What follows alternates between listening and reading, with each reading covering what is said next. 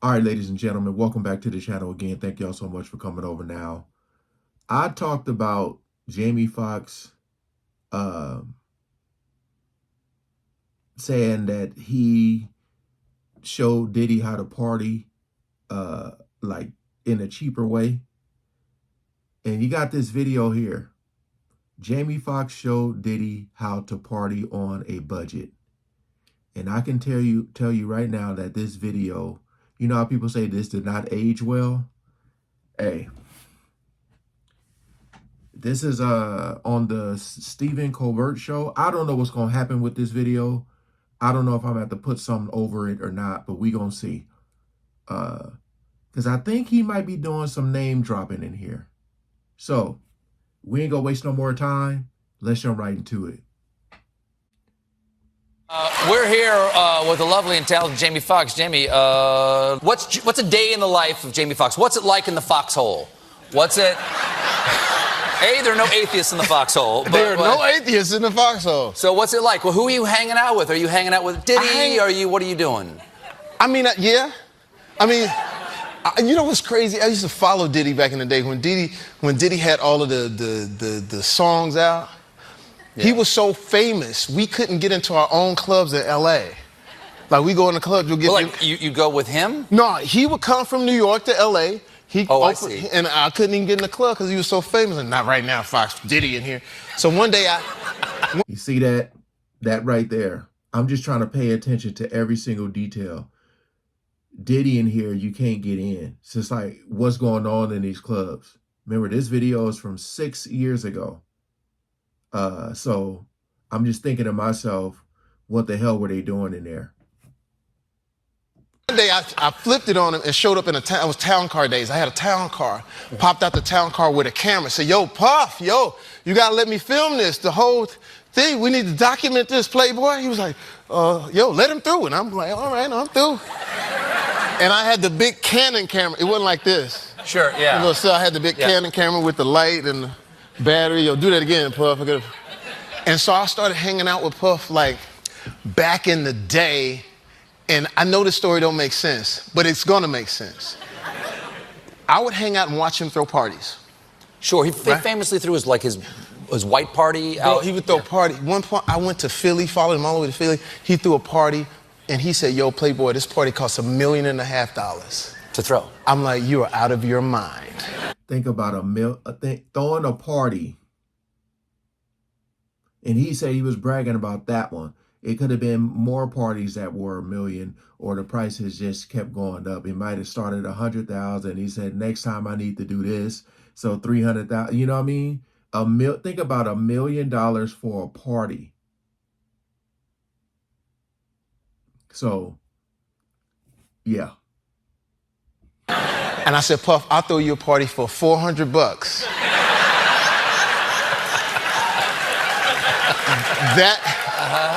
That will rival this party. And he got pissed at me. He said, yo, don't play with me. You know I am. I'm Diddy, you know what I'm saying?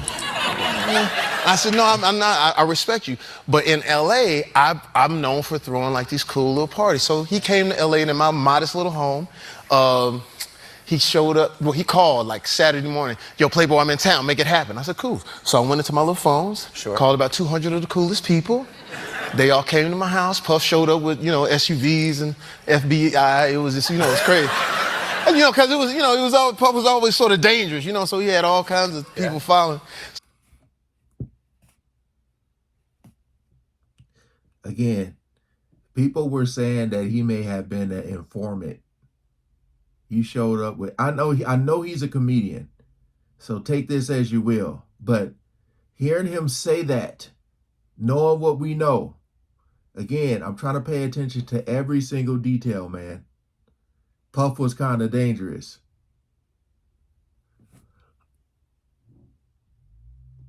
So he gets out and he comes in my house.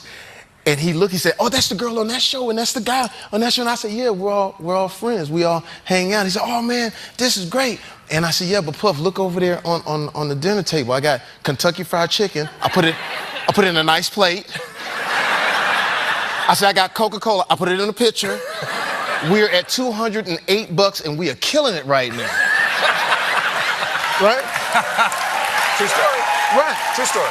True story. But here's what's crazy. The people at the party, Puff at that time had a room. Missy Elliott had a room. Dum, dum, dum, dum, you know what I'm saying? Dum, dum, dum, dum, dum. And standing on the wall, nobody knew who he was. Guess who it was? It was Jay-Z. Standing on, they didn't know who he was yet. And I saw him, what's up, man? He said, it's a nice party, man.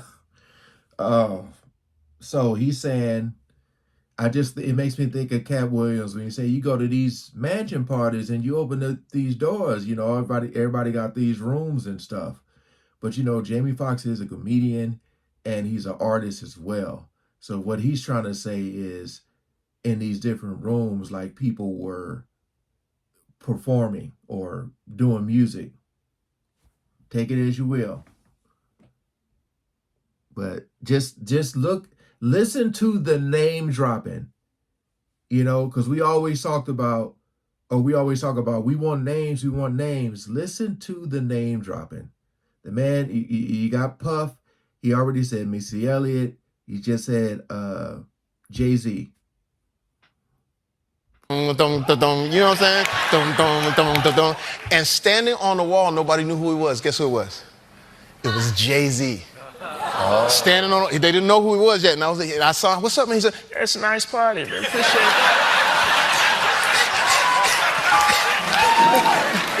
He should be Dave Chappelle. It's a nice party. Like, really, it's crazy. It's crazy, right? I got to put that in my act. I'm doing these things. And so then I go in my garage where I have my little stash for my little alcohol, you know, because I have my stash, you know, where I put it in a nice, you know, pitcher or whatever, craft or whatever I put. And so as I'm coming through, it was a tall dude and a short guy. And the short guy goes, yo, B, it's like this all the time, B? Like, you know, karaoke and people dancing and singing. I said, yeah, who are you? We're the Neptunes. My name is Pharrell. Right? Wow. At that party, somebody walked in, jaw a little busted, backpack on. Who was it? Kanye West. Wow, did you know him? No, I didn't know. No, everybody was just coming up. They said, yo, there go the next dude. I said, who? Kanye West. I said, what kind of name is Kanye? So it's like just think about the invites. Like they're saying, I don't know who this person is, but it's like, they're just coming up. So how do you that's why we talking about in Hollywood, like the connections, you know, how does a word of mouth work? You know, how does nobody know who Kanye West is, but he's at Jamie Foxx's house, you know? And like I said, in order to get in the industry, they be saying you got to do something strange for some change. You know, what are you willing to do to be famous? Just saying, man. He said, you know, at the time it didn't make sense. Then when I met him, bro, he freestyled a rap. I said, yo, they say you rap. He freestyled. I said, oh my God, you're the most incredible rapper in the world. And I was trying to get in music at that time, so I would throw parties for a reason, because Puff was so famous with music. I had a studio in my house. And Kanye goes, thank you, but I got a song that...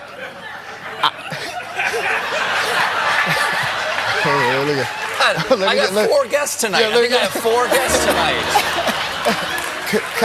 Kanye goes, I got a song, Dad, I think you'll be good on. So I think you'll be good on that song. I said, cool, I got a studio in the back, let's hook it up.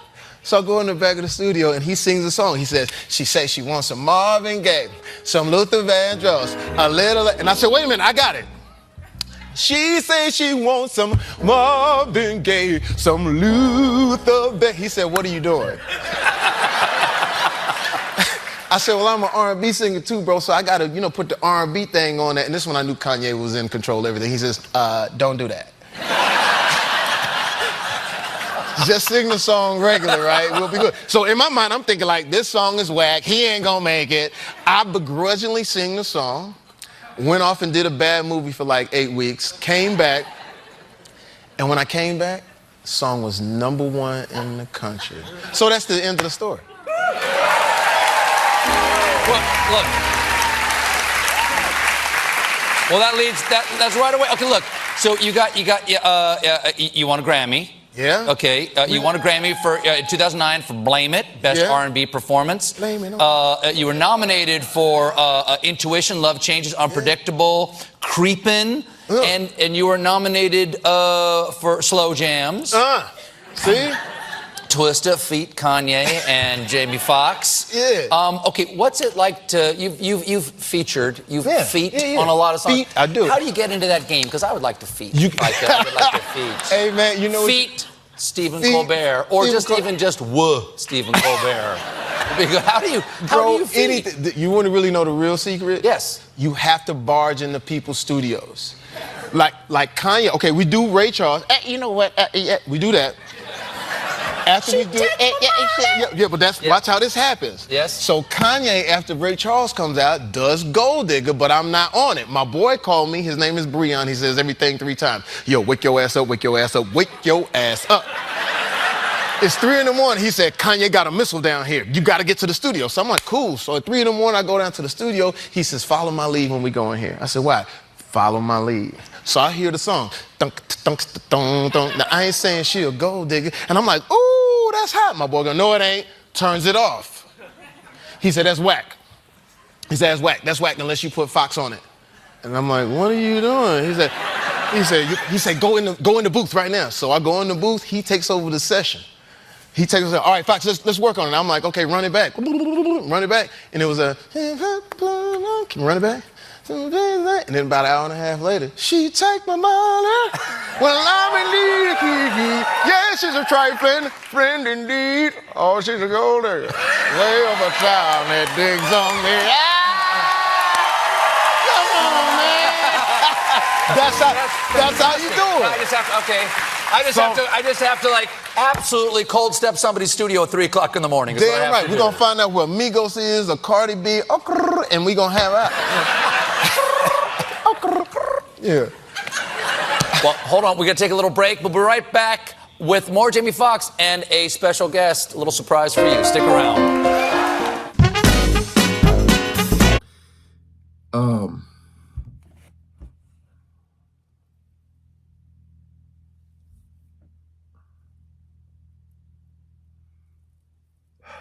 I was just thinking about 3 o'clock in the morning. Because they always talk about, they say 3 o'clock in the morning is the devil's hour. They talk about Rihanna. That's when she signed her contract. Look, man, take this video as you will.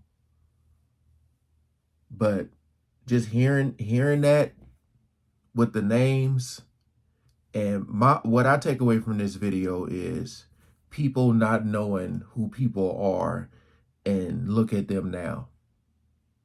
You know? Look how famous and rich they are today. These people that he named. You know, Kanye made it to a billionaire. Jay-Z, billionaire. Diddy's supposed to be a billionaire, but we know that ain't true. You got Pharrell, who's pretty much the face of Louis Vuitton. You know, Missy Elliott. Hey, just saying. Think about these parties, the names, the people who could possibly be there, what they've seen, what they know. Hey, appreciate y'all coming over and watching, man. Peace out.